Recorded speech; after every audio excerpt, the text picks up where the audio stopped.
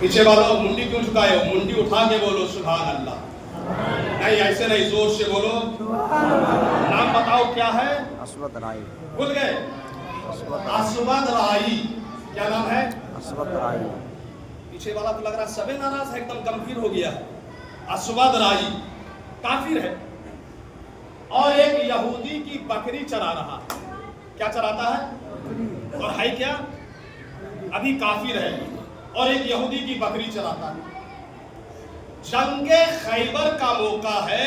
ہمارے آپ کے حضور النور آقا مولا محمد رسول اللہ صلی اللہ تعالی علیہ وسلم گنے چنے جو مسلمان تھے ان کو لے کر یہودیوں سے جنگ میں نکلے گئے. کس سے نکلے ہوئے؟ جنگ سمجھتے ہو نا؟ ہاں، وہاں جلسے میں بیٹھ کے بریانی پلاؤ کھچڑی کھا کے سبحان اللہ نہیں. کیا ہوتا ہے جنگ میں؟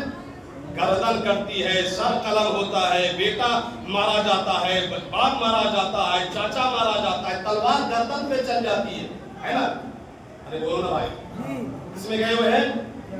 مگر باہر میرے حضور جب جنگ میں جا رہے ہیں صحابہ کو لے کر، تو اسود رائی نے حضور کو دیکھا، اور حضور کے جب چہرے کو دیکھا، حضور کو دیکھا، تو وہ کافر اسود رائی جو ابھی تک کافر ہے، اس نے سوچا کہ یہ جانے والے محمد حجازی صلی اللہ علیہ وسلم سچے انسان ہے. بولو سبحان اللہ. اور محبت سے بولو، اور محبت سے بولو. سچے انسان ہیں اور سچے اللہ کے نبی ہیں. کیا ہے؟ بکری ہی لے کے نبی کے پاس پہنچ گئے. ساری بکری کو لیے اور کہاں پہنچ گئے؟ یا رسول اللہ، میں ہوں، کافر ہوں، یہ بکریاں ہیں، چراتا ہوں، آپ کو دیکھا، میرے دل نے گواہی دیا کہ آپ اللہ کے سچے نبی ہیں. کافر کا حضور بس میں چاہتا ہوں کہ آپ مسلمان بن جاؤں، آپ پر ایمان لے آؤں. حضور نے پڑھایا کلمہ لا الہ الا اللہ محمد رسول. آپ لوگ کلمہ بھی تو نہیں پڑھتے ہو، اسی لیے تو کلمہ بھی 99% غلط پڑھتا ہے. سنو نا تو آپ لوگ کو شرم آ جائے گی. یہ ہے ہم لوگوں کا حال. اس لیے جب کبھی پڑھائیں یا بلائیں نا تو سرمایہ مت کرو، بولا کرو، اس میں راز ہے، حکمت ہے، آپ سمجھو گے، آپ کی زبان پر کلمہ آئے گا، جاری ہوگا، اس کا فیضان ملے گا. اس لیے پڑھو میرے ساتھ کلمہ جو اسود رائی نے پڑھا. آپ بھی پڑھو لا الہ الا اللہ محمد رسول اللہ. مسلمان بن گیا حضور، اب کیا کرے؟ مسلمان بن گیا، کیا پوچھ رہا ہے؟ اب کیا کرے؟ تو دیکھو حضور نے فرمایا سنو، ابھی تو نماز کا ٹائم نہیں ہے تو نماز بھی نہیں پڑھ سکتے. اچھا، رمضان بھی نہیں ہے، روزہ بھی نہیں رکھ سکتے، اور تم صاحب نصاب بھی نہیں ہو، زکات بھی نہیں دے سکتا ہو. زکات ابھی تم پر ہے بھی نہیں. 1 سال کے بعد اگر صاحب نصاب ہو گئے تو زکات نکالنا پڑے گی. تو کہا حضور کرے کیا؟ کہا بس ایک ہی کام ہے، ایک وقت کی نماز اس نے، بولو نا بھائی، نہیں چھوڑی. چپ ہو گیا. ایک وقت کی نماز اس نے نہیں پڑھی ہے، ایک دن کا روزہ اس نے، ابھی کوئی زکات اس نے، اور حج بھی اس نے نہیں کیا. حضور نے فرمایا بس ایک ہی کام ہے، جہاد کرنا. ابھی تو نماز روزہ حج زکات کچھ نہیں. کہا حضور یہ بکریاں کا، ان بکریوں کا کیا کروں گا؟ تو کہا ان بکریوں کو لے جاؤ اور اس کے مالک کی طرف ہاتھ دو، 2-4 کنکر ان بکریوں پر پھینکنا، یہ بکریاں اپنے مالک کے پاس چلی جائیں گی. ایمان بھی لا رہے ہیں اور میرے اسود رائی میرے حضور درس دے رہے ہیں کہ مسلمان ہونے کے بعد کسی کافر سے بھی غداری جائز نہیں ہے. مگر یہاں تو متقی امام سے غداری کر رہی ہے، پبلک عالم سے غداری کر رہی ہے، اولاد باپ سے غداری کر رہی ہے، چھوٹے بڑے سے غداری کر رہے ہیں، بھتیجا چچا سے غداری کر رہا ہے، اور چچا بھتیجے سے غداری کر رہا ہے. یہاں غداری عام ہے، عام ہے. اسی لیے جہنم تمہارے نام ہے. میرے حضور نے فرمایا یہودی کی بکریاں ہیں تب بھی تم نہیں رکھ سکتے، بھیج دو ان کی طرف. اب میرے حضور کا معجزہ دیکھو. تھوڑی دور لے جا کر اسود رائی نے بکریوں کو جو کنکر پھینکی نا تو ساری بکریاں اپنے مالک کے پاس چلی گئی. کہاں چلی گئی؟ اسود رائی چلے گئے تلوار لے کر جنگ میں، میدان میں، اور میدان میں جا کر اس طرح جواں مردی کے ساتھ لڑے، اس طرح جواں مردی کے ساتھ لڑے کہ اللہ اکبر، میدان کارزار میں، میدان جہاد میں، میدان جنگ میں ابھی ایمان لانے والے حضرت اسود رائی رضی اللہ تعالیٰ عنہ جا کر شہید ہو جاتے ہیں، گردن کٹ جاتی ہے، بازو قلم ہو جاتے ہیں، اور ان کی جاتری کے سپرد ہو جاتی ہے۔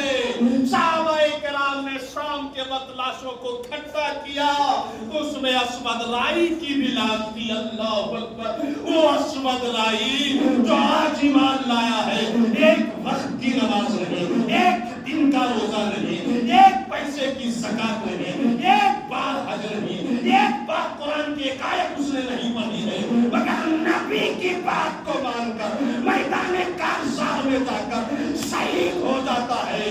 نبی کی نظر پڑتی ہے، فرماتے ہیں صحابہ میں دیکھ رہا ہوں کہ اسود رائی جنت میں ڈھل رہے ہیں، جنت میں ڈھل رہے ہیں۔ شہادت کہے الفت میں ہے قدم رکھنا۔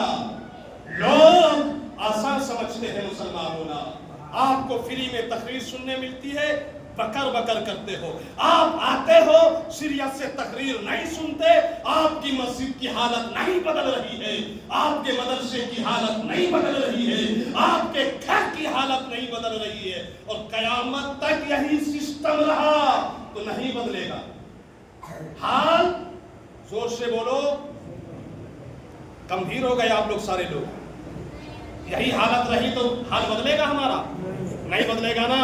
اللہ کے واسطے اب بھی تنبیہ، غور کرو، دل کو نرم کرو، کافروں کی طرح دل سخت مت کرو، مشرکوں کی طرح آنکھ میں جو ہے نا بے غیرتی کا اظہار آنکھ سے مت کرو، بلکہ آنکھ میں نرمی پیدا کرو۔ جو آپ کو قرآن و حدیث سے سمجھایا جاتا ہے 100% عمل کرو، اس کا فائدہ ہوگا۔ آپ کے بال بچے مسلمان رہیں گے، آپ کے بال بچے مسجد میں آئیں گے نا تو ان کو نماز پڑھنے کا مسئلہ بھی معلوم ہوگا، اور نماز کو نماز کی طرح پڑھیں گے۔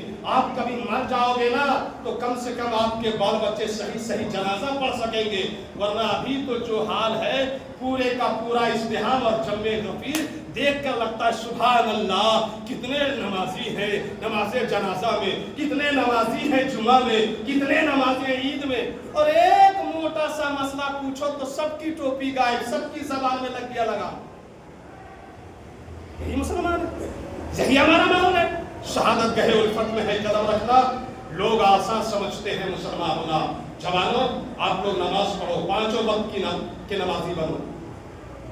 ایک بات یہ، اور تمام لوگ اگلے جمعہ کو کم سے کم اللہ کے واسطے اپنا سسٹم سے بچوں کو لاؤ، جو آپ کا بال بچہ ادب سے مسجد میں رہ سکے اس کو لاؤ، اور جو یہاں دنگا فساد چیخ چلاہٹ کرتا ہے کسی بھی حال میں مت لاؤ۔ نمبر 2۔ نمبر 3، جمعہ کے فوراً بعد ایسے دروازے سے مسجد سے مت بھاگو کہ لگے مسجد میں کسی نے بم مار دیا۔ سنت پڑھو، نفل پڑھو، صلاۃ و سلام پڑھو، کبھی ایمرجنسی رہے تو آرام سے نکل کے چلے بھی جاؤ، اور یاد رکھنا تقریر کا مقصد ہے فَيَتَّبِعُونَ أَحْسَنَهُ، توجہ سے سننا اور عمل کرنا، اور توجہ سے سن کر عمل ہی نہیں کر سکے تو میں سمجھتا ہوں پھر تقریر کرنا بھی نہیں چاہیے، اور تقریر کا کوئی فائدہ بھی نہیں ہے، وقت برباد کرنا ہے۔ ویسے بھی بہت وقت برباد ہو چکا، تقریباً 20 سال سے تو میں تقریر کر رہا ہوں۔ امید ہے کیا دیکھیں ہم تقریر کر رہے ہیں